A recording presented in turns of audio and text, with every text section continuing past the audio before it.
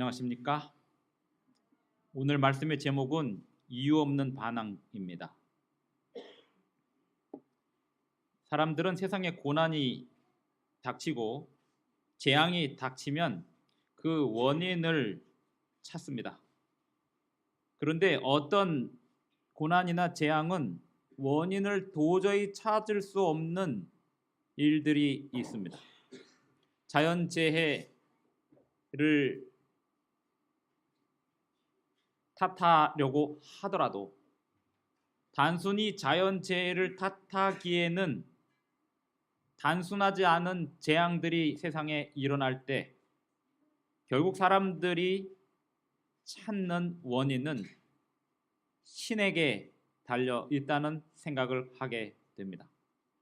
무속신앙, 다시 말하면 무당이나 신들린 사람들이 하는 신앙에 의하면, 특별히 우리나라나 이 아시아 지역의 무속 신앙인들이 주장하는 바에 의하면 재난과 고난의 이유는 억울하게 죽은 원혼이 반항을 하기 때문이라고 생각하고 있습니다.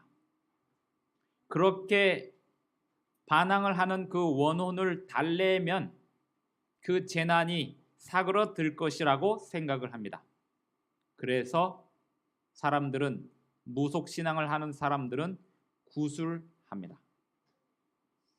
어이없는 일은 이 세상에 과학이 그렇게 발달했다 하더라도 방송국에서 그렇게 과학자들이 나와서 귀신의 존재에 대하여 비웃고 하나님의 존재에 대하여 비웃는 그러한 이야기들을 얼마든지 하면서도 그 방송을 시작할 때 그들이 하는 일은 고사를 지낸다는 것입니다. 어떤 고사를 지내냐면, 억울한 원혼이 이 방송을 방해하지 못하도록 해 주십시오. 돼지 머리를 올려놓고 그 원혼을 달래는 고사를 지내는 것입니다. 재난은 이유가 없습니다. 이 그림에서 이 재난의 이유가 무엇인지에 대하여 설명하고 있지만, 이 그림에 나오는 검은 옷을 들이운 사람은 사탄을 상징하고 그 옆에 있는 분은 예수님을 상징하고 그 아래에 하늘에 손을 펴고 있는 사람은 욥을 상징하고 있는데, 여기서 이유 없는 반항을 하는 존재는 누구냐면 욥이 아니라 사탄입니다. 사탄은 그가 처음에 반역할 때부터 이유가 없었습니다. 오늘 설교의 또 다른 제목으로는 악에서 떠난 자에게도 시련은 오는가입니다. 온전하고 정직하여 하나님을 경외하며 악에서 떠난 자에게도 고난이 오는가? 고난이 오는 이유는 무엇일까? 이유 없이, 까닭 없이 오는 고난과 시련이 있을까? 하나님은 사탄에게 이렇게 말씀하셨다. 내가 까닭 없이 그를 치게 하였어도 그가 여전히 자기의 온전함을 굳게 지켰느니라. 고난과 시련의 이유를 묻기 전에 고난과 시련 가운데도 온전함을 지키는 자의 비밀을 물어보십시오. 그가 하나님을 경외하는 까닭은 악에서 떠나기 위함이었습니다.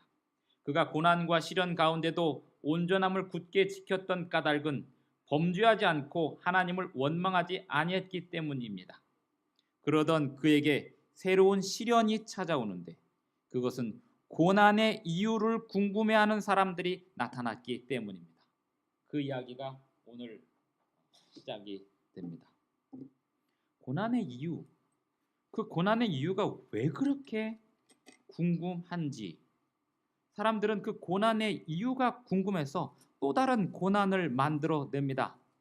대부분의 고난은 말들입니다. 그 말들 때문에 사람들은 고통에 처하게 됩니다. 고난을 보게 되면 그 고난을 어떻게 바라보아야 할까요? 고난은 가난도 고난입니다. 또 억압받는 것도 고난이고요. 할 수 없는 일을 하는 것도 고난입니다. 할 수 없는 일, 해야 하는 상황이 고난인 것입니다. 하지 말아야 될 일도 할 수밖에 없는 게 고난입니다. 이 세상에 있는 모든 사람들은 죽기를 무서워함으로 사탄에게 매여 종노릇하고 있습니다. 욥기는 인류의 고난에 대하여 소개하고 있습니다. 그리고 인류의 고난은 이유 없이 반항한 사탄으로부터 시작되었다는 것을 분명히 가르쳐 주고 있습니다. 또 한편으로 인류의 고난의 이유에 대하여 하나님과 사탄을 배제한 채 사람의 토론으로 알아내려고 하면 할수록 사람들은 서로 고난을 가할 뿐이다라고 이야기하고 있습니다. 사람들이 고난에 대하여 이야기하기 전에 하나님과 사탄 사이에 나눈 대화를 살펴봅니다. 욥기 1장 6절을 봅니다. 하루는 하나님의 아들들이 와서 여호와 앞에 섰고 사탄도 그들 가운데에 온지라. 여호와께서 사탄에게 이르시되 내가 어디서 왔느냐? 사탄이 여호와께 대답하여 이르되 땅을 두루 돌아 여기저기 다녀왔나이다. 8절에 보면 여호와께서 사탄에게 말씀하십니다. 다시 2장에도 보면 똑같은 장면이 한 번 더 펼쳐집니다. 성경에서 같은 장면이 반복될 때는 그 장면을 잊지 말라고 하는 사인이 들어 있습니다. 2장 1절입니다. 또 하루는 하나님의 아들들이 와서 여호와 앞에 서고 사탄도 그들 가운데에 와서 여호와 앞에 서니 여호와께서 사탄에게 이르시되 내가 어디서 왔느냐? 사탄이 여호와께 대답하여 이르되 땅을 두루 돌아 여기저기 다녀왔나이다. 저는 이 성경절을 읽을 때마다 소름이 돋습니다. 왜냐하면 악귀나 원호는 없지만 사탄과 마귀 있습니다. 사탄이라는 뜻은 마귀라는 뜻은 한자고 사탄이라는 뜻은 성경 용어에서 왔는데요. 사탄이라는 말은 대적하는 자, 참소하는 자, 고발하는 자라는 뜻입니다. 특별히 어떤 사람을 대적하고 참소하고 고발하냐면 의로운 자들을 찾아다니면서 대적하고 참소하고 고발합니다. 사람이 괴롭힘을 당할 때는 그 괴롭힘을 이길 수 있는데 무죄한 일로 무고를 당할 때 당하는 괴롭힘은 상당히 시련이 큽니다. 죄 없이 당하는 고발, 죄가 없는데 죄인 취급당하는 일, 그것이 사람이 당하는 시련 중에 아주 큰 시련이기에 사탄은 항상 땅을 두루 돌아다니면서 무엇을 하냐면 고소 고발을 합니다. 불특정 다수를 향하여 고발을 하고요. 그 상대를 향하여 고발을 하고요. 하나님께 고발을 합니다. 창세기 1장 욥기 1장 7절과 욥기 2장 1절에서 사탄이 땅을 두루 돌아 여기저기 다녀왔다고 이야기하는데 사탄이 땅을 두루 돌아 여기저기 다니는 이유는 이유 없이 반항을 일으키기 위해서입니다. 반항은 사탄에게서부터 왔습니다. 그리고 그 반항은 이유가 없습니다. 하나님이 세상을 사랑하시기 때문에 세상이 하나님께 사랑으로 반응하는 것이 당연한데 그 사랑에 대하여 다른 반응으로 반항을 일으키는 사탄의 동기는 이유가 없었던 것입니다. 굳이 이유를 따지자면 자신이 하나님처럼 되기 위함이었습니다. 그리고 사람들을 찾아다니면서 사람들에게 충동질을 하고 사람들을 공격하는 이유는 자기처럼 이유 없이 하나님께 반항하도록 하기 위함입니다. 특별히 어떤 사람들을 찾아다니냐면 하나님을 따르고 하나님의 백성이 되려고 하는 사람들, 그리고 하나님의 백성이던 사람들을 찾아다니면서 그들을 고발합니다. 베드로전서 5장 8절을 보겠습니다. 베드로전서 5장 8절입니다. 근신하라 깨어라 너희 대적 마귀가 우는 사자같이 두루다니며 삼킬 자를 찾나니 너희는 믿음을 굳건하게 하여 그를 대적하라. 이는 세상에 있는 너희 형제들도 동일한 고난을 당하는 줄을 알미라. 이게 무슨 뜻이냐면 고난을 당할 때 그 고난의 이유가 무엇인지를 찾으려 하지 말고 그 고난을 믿음으로 견디라는 뜻입니다. 고난의 이유가 무엇인지를 찾는 사람들이 하는 일이 있습니다. 그 사람들이 하는 일이 뭘까요? 7절에 보면 염려입니다. 너희 염려를 다 주께 맡기라. 이는 그가 너희를 돌보심이라. 성경에 보면 하나님께서 우리에게 편안하게 주시는 말씀들이 있는데 그 편안하게 주시는 말씀들을 귀를 기울여 주의를 들여 순종하지 않으면 그것이 문제가 되는데요. 아버지, 어머니가 가끔 자녀들에게 이런 얘기를 하죠.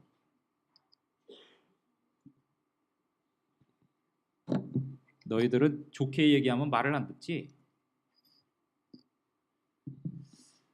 이게 사실 좋은 얘기가 아니지만 또 맞는 얘기이기도 합니다. 버럭 소리를 지르고 혼을 내야 말을 듣죠. 좋게 얘기하는 것을 듣때는 무시하죠.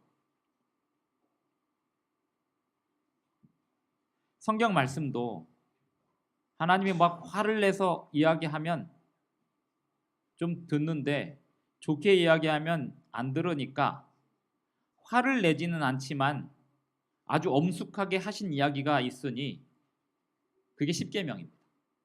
십계명은 하나님이 화를 내면서 하신 이야기는 아닌데 엄청난 자연재해 속에서 구름이 빽빽하게 들어선 채 번개가 치고 그 시내산 가까이에 아무도 접근하지 못하게 하고 가까이 오면 다 죽인다고 이야기하고 그러면서 그곳에서 하나님께서 직접 육성으로 모든 백성들이 다 듣도록 하신 말씀이 있는데 너희는 나 외에 다른 신을 섬기지 말라.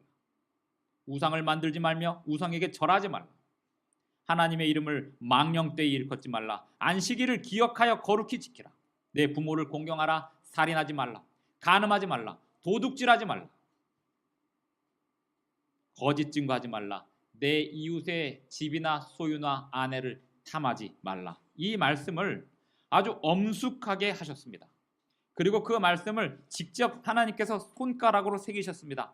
성경에는 모든 글들이 선지자를 통해서 기록이 되었지만 십계명만큼은 하나님께서 직접 돌판에다 새기셨습니다.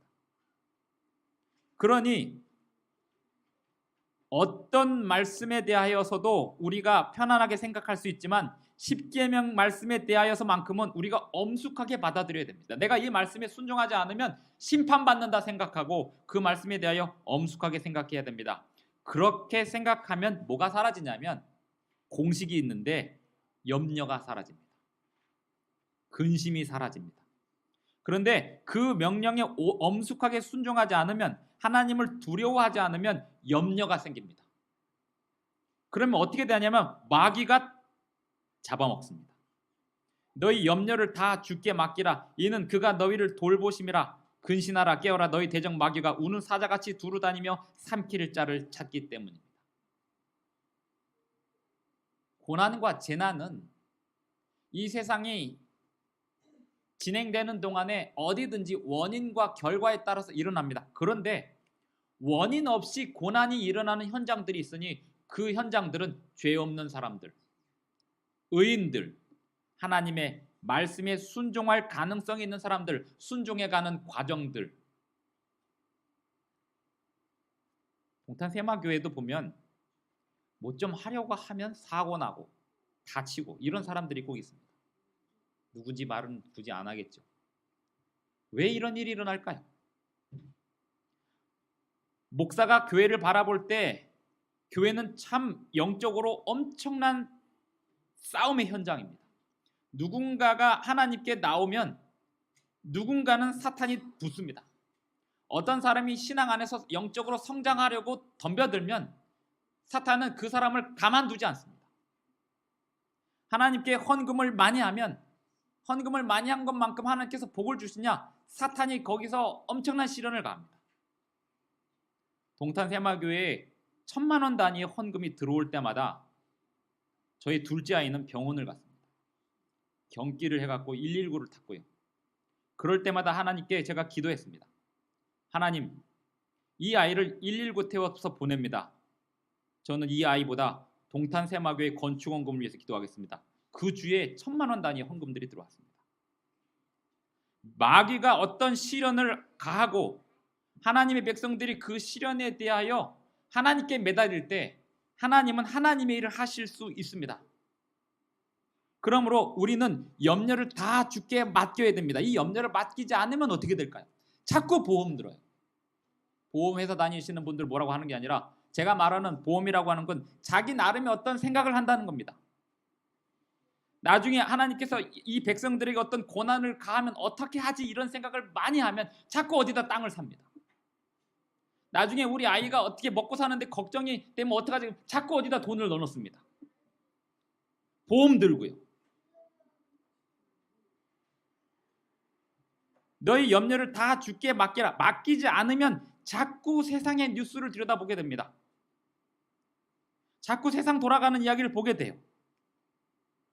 근신하라 깨어라 너희 대적 마귀가 우는 사자같이 두루다니며 삼킬 자를 찾나니 너희 믿음을 굳건하게 하여 그를 대적하라. 이는 세상에 있는 너희 형제들도 동일한 고난을 당하는 줄을 압니다. 다시 욥기로 들어가세요. 욥기에 보면 하나님께서 사탄에게 이렇게 이야기합니다. 8절 여호와께서 사탄에게 이르시되 내가 내 종 욥을 주의하여 보았느냐. 그와 같이 온전하고 정직하여 하나님을 경외하며 악에서 떠난 자는 세상에 없느니라.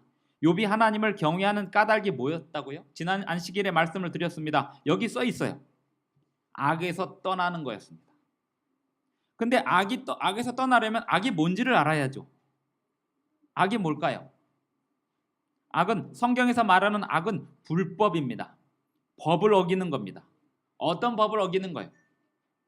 하나님 외에 다른 신을 섬겼다면 그 법을 어긴 것에 대하여 하나님께 자백하고 죄를 구해야 됩니다.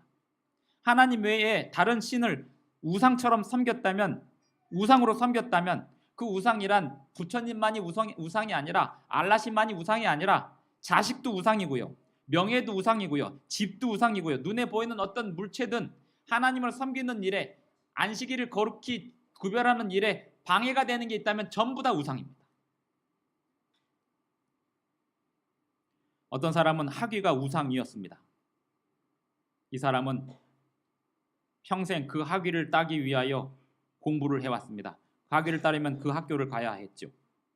그리고 그 학교를 위해서 공부를 열심히 했습니다. 수년 동안 열심히 했습니다. 그리고 그 학교에 합격을 했습니다. 필기시험에 합격을 했고 이제 그 다음에 면접인데 면접은 가서 얼굴만 확인하면 되는 시험이었습니다. 그런데 그날이 토요일이었어요. 토요일 아침 9시에 오라는 겁니다. 아무것도 안 물어보고 와서 이름만 적고 가면 합격이었습니다. 그냥 가서 이름 적고 오면 교회 가면 사람들은 교회 온 거고 아무런 문제가 없었을 겁니다. 그러나 그의 신앙은 그 안식일에 그 학교에 가서 이름을 적고 오는 것이 안식일을 어기는 것이라 생각하고 그 시험을 포기합니다.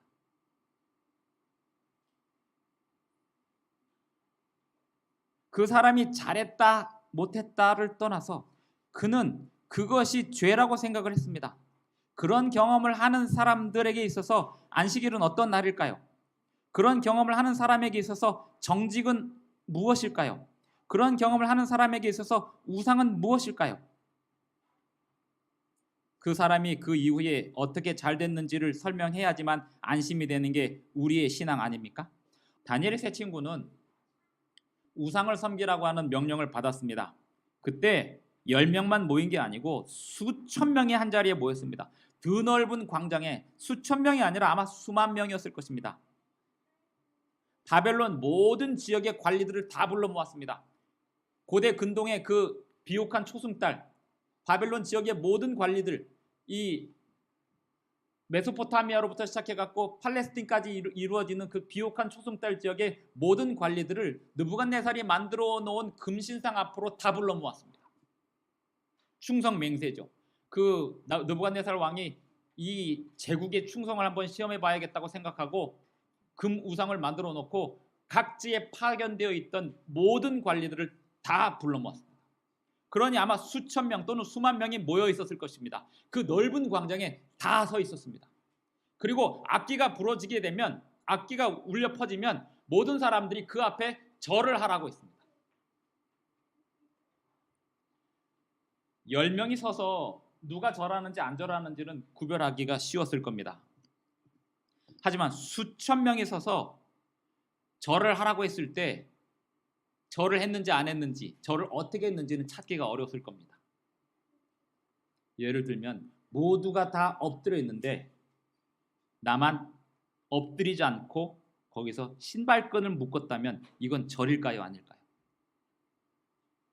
우상에게 절하라고 해서 다 절하고 있는데 수천 명이 쫙 엎드려 있는데 다 절하고 있는데 나는 절하는 게 아니고 나는 신발끈을 묶고 있었습니다. 난 절하고 싶지 않으니까요. 그렇게 해도 되는 거 아니었을까요?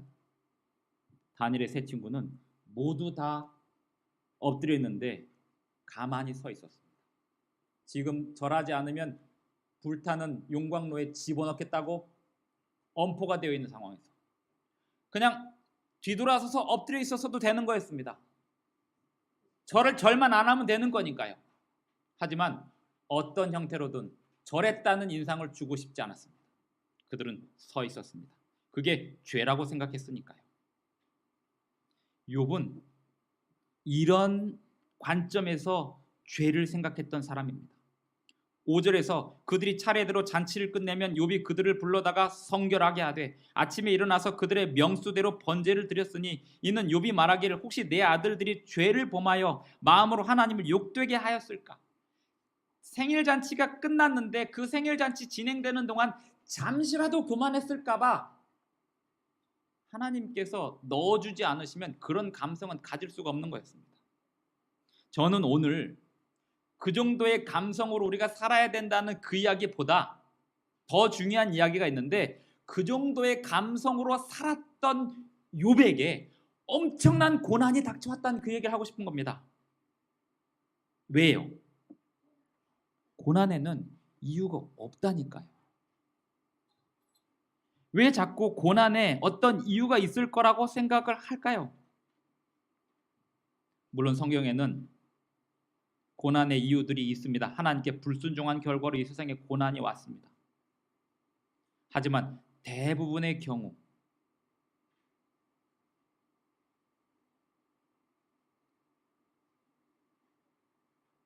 우리는 오늘날 수입이 몇 푼 적다고 또 나라가 세금을 더 가져간다고 온갖 불평이 많지만 엊그제도 어떤 아이는 아무 죄 없이 지진에 깔리고 그 깔린 지진 속에서 지진으로 무너진 그 건물 속에서 아무 죄 없이 미사일을 맞고 있습니다. 지진에 깔려 있는 그 아이의 사진을 보고 아무 죄 없는 아이가 건물 잔해 속에서 그냥 있어요. 그런데 그 아이를 구조할 사람이 없는 겁니다. 장비가 없는 겁니다. 그냥 지켜보고 있는 겁니다. 그런 사람의 고난에 대하여 우리가 기도하고 생각해야 하지 않을까요? 욥을 보면서 사람들은 이렇게 얘기하죠. 저 나라는 불교 국가니까 벌을 받는다. 저 나라는 이슬람 국가니까 벌을 받는다. 저 나라는 공산 국가니까 벌을 받는다. 네, 그런 얘기 누가 했냐면 욥의 친구들이 와서 했던 얘기 다입니다. 3장부터 37장까지 계속 읽어보십시오. 욥의 친구들이 그럽니다. 네가 모르는 죄가 있을 테니까 찾아서 회개해라. 계속 그렇게 이야기하면서 죄 짓습니다. 그게 죄였어요. 여호와께서 사탄에게 이르시되 내가 내 종 욥을 주의하여 보았느냐. 그와 같이 온전하고 정직하여 하나님을 경외하며 악에서 떠난 자는 세상에 없느니라. 그는 악에서 떠나기 위하여 2장 3절에도 여호와께서 사탄에게 이르시되 내가 내 종 욥을 주의하여 보았느냐. 그와 같이 온전하고 정직하여 하나님을 경외하며 악에서 떠난 자가 세상에 없느니라. 그런데요, 고난이 왜 왔냐면 내가 나를 충동하여 까닭 없이 그를 치게 하였어도 2장 3절에서 고난의 이유가 나옵니다. 까닭 없이. 사탄은 까닭 없이 욥을 쳤어요. 이유가 없습니다. 내가 욥을 칠 텐데 하나님 묵인해 주세요. 그래, 한번 해라.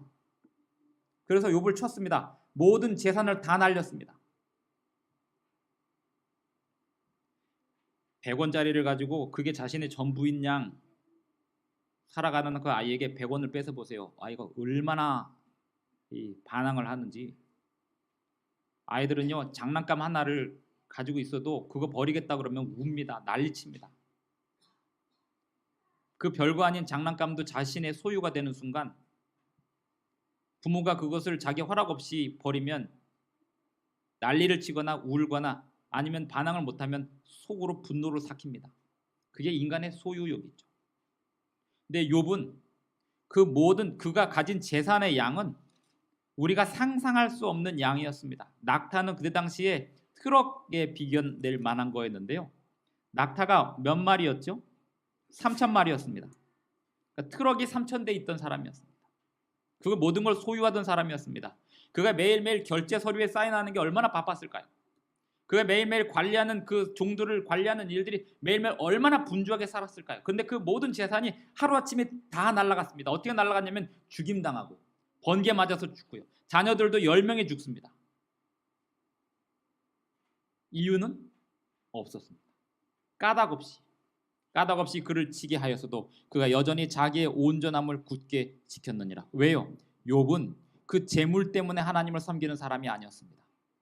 욥이 하나님을 섬기는 이유는 사탄과 싸워 이기기 위함이었고 그는 죄를 멀리하기 위함이었습니다.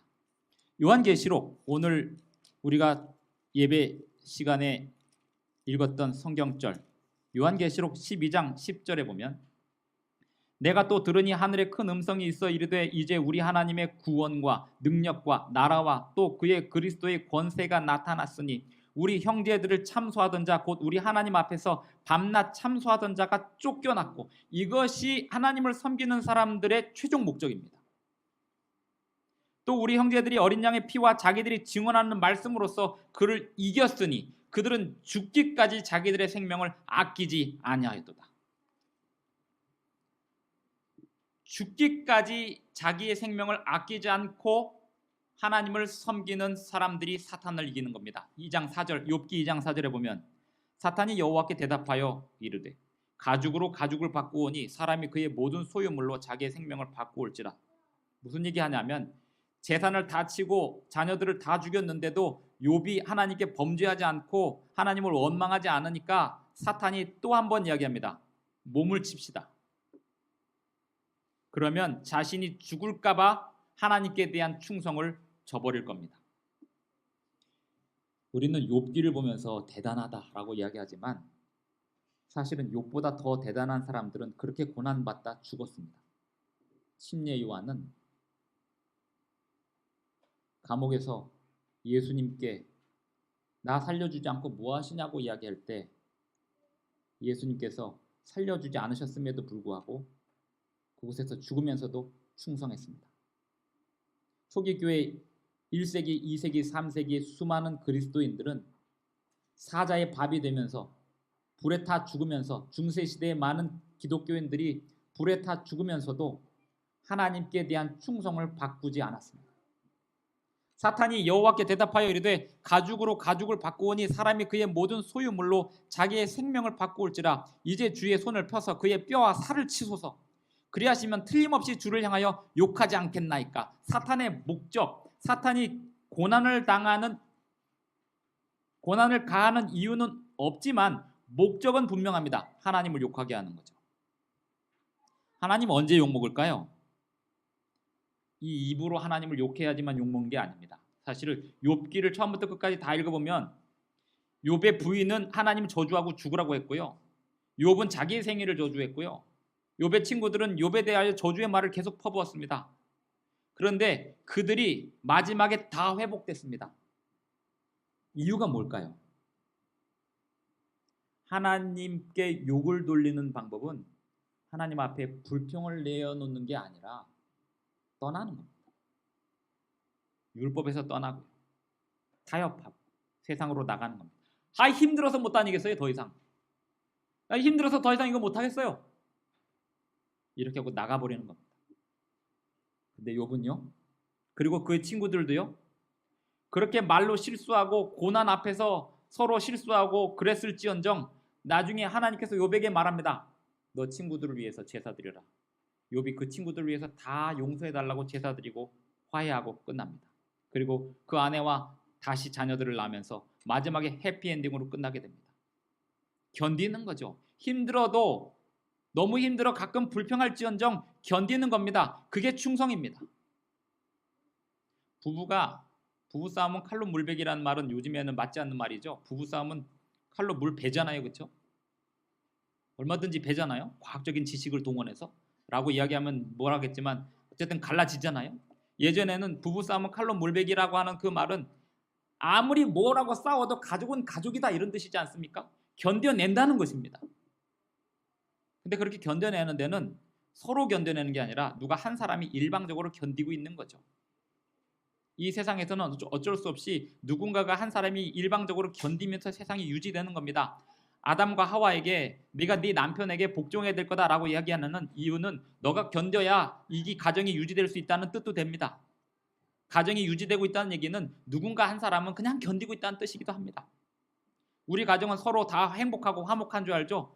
그 가정 중에 엄마가 혼자 견디고 있거나 아빠가 혼자 견디고 있거나 막내가 혼자 견디고 있거나 누군가 혼자는 견디고 있기 때문에 그 가정이 유지되고 있는 겁니다.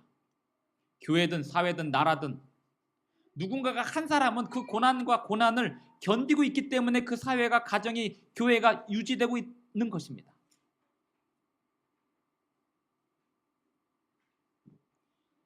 또 우리 형제들이 어린 양의 피와 자기들이 증언하는 말씀으로써 그를 이겼으니 그들은 죽기까지 자기들의 생명을 아끼지 아니하였도다. 결국 그 견디다 누군가가 병이 나면 알게 되죠. 그 견딘 사람이 병이 나게 되어 있으니까요. 그리고 가족들은 그 병이 난 사람을 탓합니다. 왜 그렇게 자기 몸을 안 챙겼냐고 병이 날 정도로 그렇게 살았냐고 뭐라고 하죠. 누구 때문에 병이 났는지 알 수 없지만 자기가 스스로 관리 못했다고 욕을 먹는 게 병난 사람들의 특징이죠.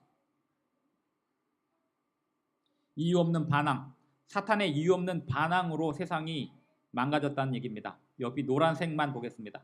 사탄은 자신의 감정의 진정한 본질을 알지 못하였다. 사탄이 처음에 하나님께 반항을 시작할 때 자신이 왜 이 생각을 가지는지 그 감정의 진정한 본질을 알지 못했대요. 왜 그러냐면 시기와 질투 때문에 시작된 거기 때문에 시기와 질투는 기만이거든요. 그래서 자신의 감정의 진정한 본질을 알지 못하죠. 알고 싶지 않죠. 왜? 자기에게 문제가 있으니까. 그걸 인정하고 싶지 않아서 계속 그 감정을 감추고 내리누르고 범죄와 반항을 시작했던 것입니다.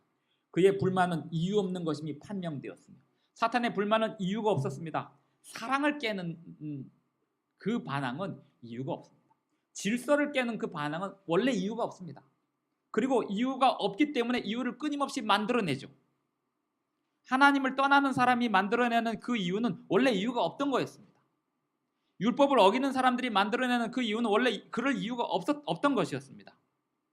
아이들은 왜 반항을 할까요? 원래 오늘 저희 설교의 제목이 이유 없는 반항이잖아요. 근데 오늘날 사람들은 이유 없는 반항이라는 말을 안 쓰잖아요. 왜냐하면 이유 없는 반항이라고 하는 개념이 사라졌어요. 정말 안타까운 거죠. 1980년대, 90년대 그때까지만 해도 어떤 이 사회를 바라보는 세계관과 그 지금의 세계관은 다릅니다. 지금의 세계관은 다원주의예요. 다 자기 생각이 옳은 거죠. 하지만 1920세기 말까지의 세계관은 조직과 질서라는 게 있었습니다. 그래서 반항하는 것은 어떤 이유가 있어야 되는 거였어요. 분명한 이유가 있어야 반항하는 거였습니다. 근데 지금은 사람들이 어떤 회사나 가정에서 반항을 할 때 다 이유가 있어요. 애가 막 반항하는 것도 다 이유가 있어요. 이유가 있다라고 생각을 해요. 그러니 이유가 있으니 혼내지 말라 그래요. 잠언에 보면 훈육하고 때리라고 있습니다. 근데 훈육하지 말라고 해요. 왜? 이유가 있으니까요. 그게 오늘날 세상의 사람들의 삶의 모습이에요. 그러나 20세기 말에는 체계가 있던 세계관을 가지고 있었기 때문에 반항에는 이유가 있어야 되는데 아무리 들여다봐도 이유가 없는 반항이 있어요. 이게 무슨 반항이냐면 사춘기의 반항이었습니다. 사춘기 애들은 왜 반항하는지 자기도 몰라요. 부모들도 몰라요. 왜 얘가 반항을 하는지. 그런데 왜 그 반항의 이유가 없냐면 본래 부모가 자식에게 베푸는 사랑의 이유가 없었기 때문입니다. 사랑의 이유가 없기 때문에 거기에 대한 반항도 이유가 없는 거예요. 그래서 부모는 자식을 이유 없이 사랑하는 거고요. 자식은 이유 없이 반항을 해보는 거예요. 이렇게 반항을 해도 나를 사랑해달라고. 이렇게 반항을 해도 나를 사랑하는 게 맞냐고 확인하고 싶어서 하는 거고 사랑해달라고 하는 거예요. 그럼에도 불구하고 부모는 그 반항을 받아주고 견뎌내고 하면서 그 자식은 크는 거잖아요. 그러나 그 반항이 도를 넘으면 죄가 되는 거죠. 사탄은 그 반항이 도를 넘겼습니다. 그의 불만은 이유가 없는 것임이 판명되었으며 그가 반항을 고집할 때 그 결과가 어떻게 되리라는 것도 그에게 알려진 바 되었다. 저는 그 억울하게 죽은 원혼이 세상에 재난을 초래한다는 그 이야기 듣고 와 정말 기가 막히게 갖다 붙였다. 뭐요? 억울하지 않은 마귀가 세상에 재난을 끼치는 것을 억울하게 주는 원혼이 세상에 재난을 끼치는 것으로 사람들은 이해를 하기 시작한 것입니다. 왜냐하면 마귀의 존재를 모르니까요. 그리스도 안에서는 유대인이나 헬라인이나 종이나 자주자의 구별이 없으니 이는 모든 사람이 그리스도의 보혈로 말미암아 가까워졌기 때문이다.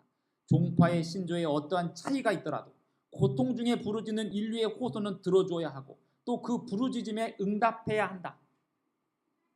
오늘날 사람들이 얼마나 모르는 게 있냐면 자꾸만 이 하나님 말씀을 잘 듣는 사람들에게 와서 당신 모른다고 얘기하는데 진짜 사람들이 모르는 게 뭘까요? 종파의 신조에 어떤 차이가 있다 하더라도 고통 중에 부르짖는 인류의 호소는 들어줘야 하고 그 부르짖음에 응답해야 하고 종파가 다르기 때문에 감정이 좋지 않을 때에는 개인적 봉사를 통해 좋은 결과를 많이 낼 수 있어야 하는데 이렇게 도움을 주기 전에 이미 선을 그어놓고 네 편 내 편 나눠놓고 네 생각과 내 생각은 다르다라고 강하게 얘기해놓고 고난을 당하게 되면 누군가가 고난을 당하게 되면 갈 수 없는 강을 만들어놔요. 그래서 편견을 더욱더 강화시켜 놓습니다. 사랑의 봉사는 편견을 타파해야 되는데 그 봉사할 수 있는 가능성을 내려놓게 만드는 것입니다. 오늘날 예술가들이나 특별히 연예인들은 어떤 편견도 없다는 얘기를 강조하는 이유가 뭐냐면 누구에게나 다가가기 위해서예요. 교회라고 하는 곳, 하나님 백성들이라고 하는 사람들도 그래야 되는 거 아닙니까? 누구에게나 다가갈 수 있어야 되는 거 아닙니까? 어떤 생각을 가진 사람이라 할지라도 엄청난 죄를 짓고 있는 사람이라 할지라도 그에게 편견 없이 난 너에게 다가갈 수 있어라고 이야기할 수 있으려면 사전에 그가 내가 가진 편견, 내가 가진 어떤 잘못된 또는 잘하고 있는 어떤 이 세상에 대한 세계관을 드러내지 않고 감추고 있어야 그에게 다가갈 수 있는 거 아닙니까? 우리는 다른 사람들의 슬픔과 고통과 괴로움을 미리 예상해야 한다. 우린 높은 자나 낮은 자나 부자나 가난한 자를 막론하고 그들의 기쁨과 염려에 동참해야 한다. 어떤 종파든 어떤 생각을 가진 사람이든 어떤 사람이든 다가갈 수 있으려면 동탄세마교회가 천문대를 만드는 이유가 뭘까요? 별을 가지고 하나님을 증명하려고요? 아닙니다. 천문학 가지고 하나님 증명 못합니다. 지질학 가지고 하나님 증명할 수 있을까요? 못합니다. 어떻게 해요? 증명하려면요 논문으로 증명을 해야 됩니다. 논문으로 증명하려면 논문으로 인정을 받아야 됩니다. 그러나 우리 재림교회의 신학을 논문으로 써갖고 어디도 인정 안 해줍니다. 논문으로 인정을 받으려면 SCI급, SSCI급에다가 인정을 받아야 돼요. 이 세상은 6,000년 됐다. 이걸 어디서 인정해 줄 거예요? 어떤 대학이 그걸 인정해 줍니까? 그렇게 해서 인정을 받아야 그게 증명이 되는 거고 증명이라고 하는 것은 이 세상의 학자들이 인정을 해야 증명되는 거예요. 지구가 둥글다, 지구가 평평하다, 지금 다 인정했죠. 지구가 둥글다라는 걸 인정했잖아요. 왜요? 봤으니까, 눈으로 보고 있으니까요. 근데 그것도 안 믿는 사람들 있죠. 하지만 대부분의 학자들이 다 인정하고 있잖아요. 그러니까 우리가 받아들였잖아요. 그게 인정이에요. 천문학 가지고 어떻게 하나님 인정시킬 수 있을까요? 증명시킬 수 있을까요? 동탄세마교회가 천문학을 짓고 음악당을 짓는 그 이유는, 천문학과 음악은 종파와 신조와 신념을 초월해서 사람들을 만날 수 있게 하는 곳이 천문학, 별입니다. 별은요, 별 보다가 갑자기 너 무슨 정치색이 뭐냐라고 묻지 않습니다. 별 보다가 갑자기 너 종교가 뭐냐라고 묻지 않습니다. 별 보다가 갑자기 너 무슨 인종이냐고 묻지 않습니다. 그리고 특별히 밤에요. 밤에 별을 보면 얼굴색이 까만지 하얀지 잘 몰라요. 심지어 남자인지 여자인지도 잘 모릅니다. 서로 이 별을 제대로 보려면 모두가 다 암흑으로 들어가야 됩니다. 똑같은 입장에. 별 앞에 모두가 다 평등해집니다. 음악도 마찬가지입니다. 하나님이 우리에게 주신 그 음악을 제대로 운영할 수만 있다면 음악 앞에 모든 사람이 이곳에 와서 편안하게 하나님께서 주시는 그 영감을 얻을 수가 있습니다. 그리고 그 다음에 설득은 누가 할까요? 하나님이 성경 말씀을 통해서 설득하실 겁니다.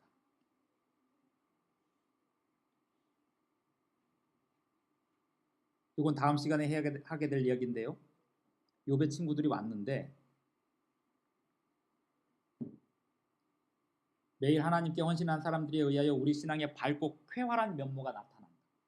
욥의 친구들이 와가지고 2장 1절에 보면 눈을 들어 멀리 보매 그가 욥인 줄 알기에 어렵게 되었으므로 그들이 일제히 소리질러 울며 각각 자기의 겉옷을 찢고 하늘을 향하여 티끌을 날려 자기 머리에 뿌리고 밤낮 7일 동안 그와 함께 땅에 앉았으나 욥의 고통이 심함을 보므로 그에게 한마디도 말하는 자가 없었더라 라고 하면서 그 다음에 이제 욥이 자기의 생애를 저주하게 되는데요.